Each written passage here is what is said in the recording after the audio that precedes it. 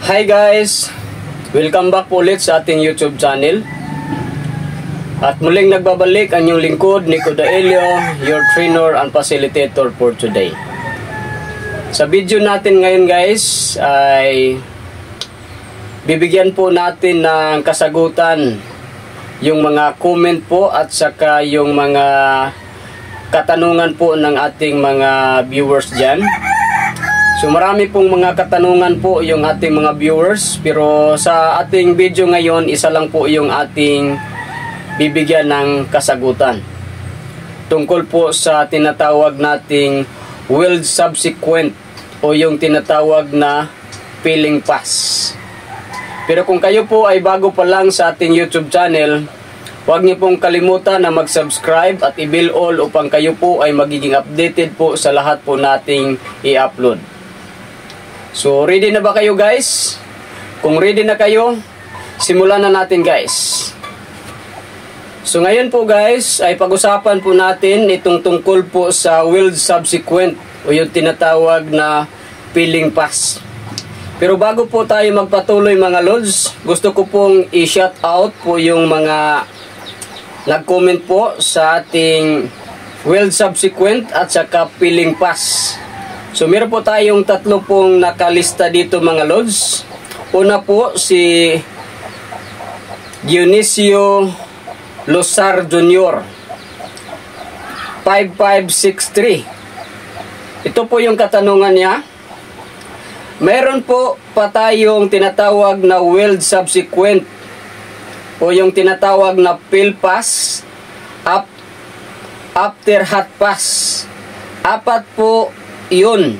Root pass, hot pass, willed subsequent o fill pass and cap pass po. So yun po mga lods ang kanyang comment. At shout out po din kay Erika Janda 3007. Ito po yung comment niya o katanungan mga lods. Ba't tatlo lang po, di ba po may fill pass pa? Yan. At pangatlo po, shout out din po kay Dear Good 1750. Ito po ang kanyang katanungan din. Sir, yung filling pass, the same lang po ba sa hot pass? So yan po mga lods ha. At yan po yung bibigyan po natin ng kalinawan ngayon o kasagutan mga lods. So, unang-una po pala, salamat po pala sa inyong pag-follow at pag-subscribe po sa ating YouTube channel ha. Mabuhay po kayo mga lods. At ito po mga lods,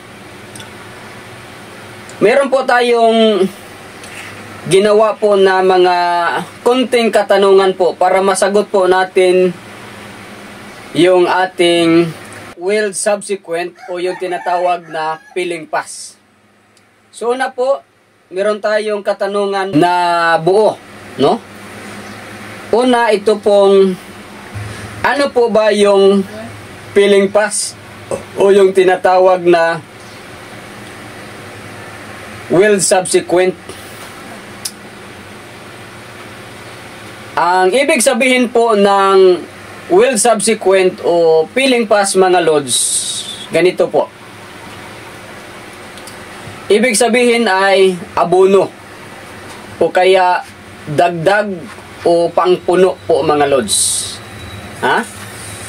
So, yun po mga lods ang ibig sabihin ng filling pass o willed subsequent. Pangalawang katanungan po tungkol po sa willed subsequent o filling pass. Ito po mga lods. Para saan ba yung filling pass mga lods? Yun po yung talagang tanong dyan. Para malaman natin talaga kung para saan po yung filling pass. Yung filling pass mga lods ay para po sa dagdag po sa ating root pass. For example po mga lods, ganito. Diba ito po yung ating grove. Yan. Yung unang tira natin dyan, di ba? Ay tinatawag natin na root pass. Pangalawa, yung tinatawag natin na hot pass. Pagdating po sa hot pass mga lods, ang kailangan na po na, ang sunod po na tira ay yung tinatawag po na final capping. Pero, meron po tayong tinatawag na SOP, di ba? O yung tinatawag na Standard Operating Procedure. At dapat tayo pong mga welder, alam natin na talagang okay na po ba siya na i-final capping natin. Kasi meron po tayong SOP na dapat po pumasa yung ating final capping. Kasi meron pong excess po na dapat yung burot ng ating final capping ay 1/8 po mga lods, di ba? Yun po yung standard. Pero pagtingin natin na medyo malalim pa po yung ating hot pass, so kailangan nating abunuhan, di ba? So kailangan natin siyang abunuhan mga lods kasi alam natin mismo na pag i-final capping natin yan, hindi pa po siya pasok sa SOP o yung standard mga lods. Kaya meron pong tinatawag na peeling pass. Ha? So yun po mga lods. Pangatlo po, necessary po ba yung peeling pass? So talagang kailangan po ba yung peeling pass mga lods? So hindi po siya necessary mga lods ha. Yung weld subsequent o yung peeling pass, hindi po siya talaga necessary. For in case lang po mga lods na medyo malalim pa po yung ating groove. Hindi pa po siya kailangan na, hindi pa po siya dapat na i-final capping. Kailangan pa po natin siyang abunuhan. So, ang tawag po doon, yun po ang tinatawag na weld subsequent o peeling pass. So, pagtingin natin, pagkatapos po ng peeling pass, at nakita natin na talagang okay na po o talagang pwede na siyang i-final capping, tsaka pa natin siya i-final capping mga lods. So yun po mga lods ha, hindi po siya talaga necessary na talagang meron pong peeling pass o weld subsequent. So for in case lang po mga lods ha, kasi tatlo lang po yung tira talaga, root pass, hot pass at saka final capping. At pang-apat po mga lods, anong rod po ang gagamitin natin sa peeling pass?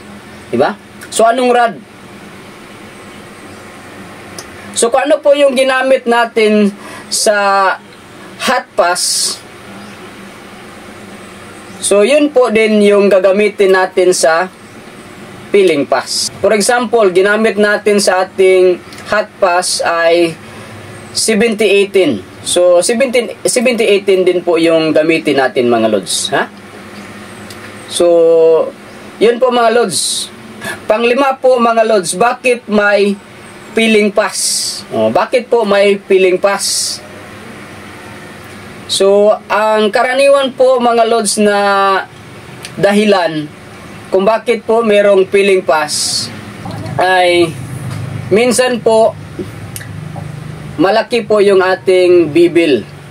Yan, yung bibil natin sobrang laki lang po mga lods. Pagdating po sa groove, talagang malalim po siya. So kailangan po siya ng peeling pass mga lods ha. Yan. At saka pangalawa po na dahilan, yung kapal po ng bakal mga lods ha? Yung kapal po ng bakal mga lods. So ganun po mga lods. At sunod po na dahilan, yung pong ating weld bed sa hot pass natin ay manipis lang. dapat medyo po siya makapal. Diba? Dapat medyo makapal din po yung ating wheel bed, mga lods. Para pagdating po sa final capping, pwede na natin siyang tirahin at hindi na natin siya kailangan pa ng filling pass, mga lods, ha? So ganun lang po, mga lods, yung kasagutan po ng ating katanungan na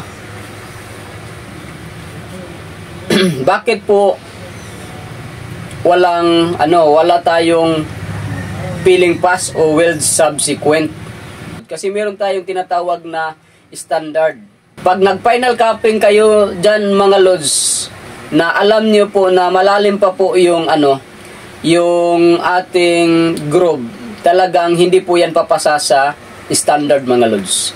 Kasi may standard nga tayo, may sinusunod tayo, mga lods. Kaya kailangan po yung finished product natin pasado po sa standard, ha? Kaya mayroong mga sukat, mga lods, di ba? Yung penetration sa root pa sa ilalim, meron po yung sukat, at meron ding sukat yung final capping, kung ilan po yung kapal, mga lods. So ganun lang po, mga lods, ha?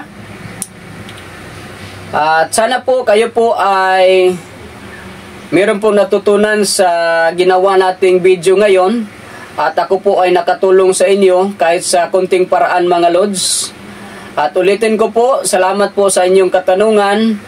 At salamat po sa inyong pag-subscribe. At sa inyong walang sawa po na pagsuporta sa ating YouTube channel, mga lods, ha? So mabuhay po kayo, mga lods. At hanggang sa sunod naman natin na video, mga lods. Bye-bye!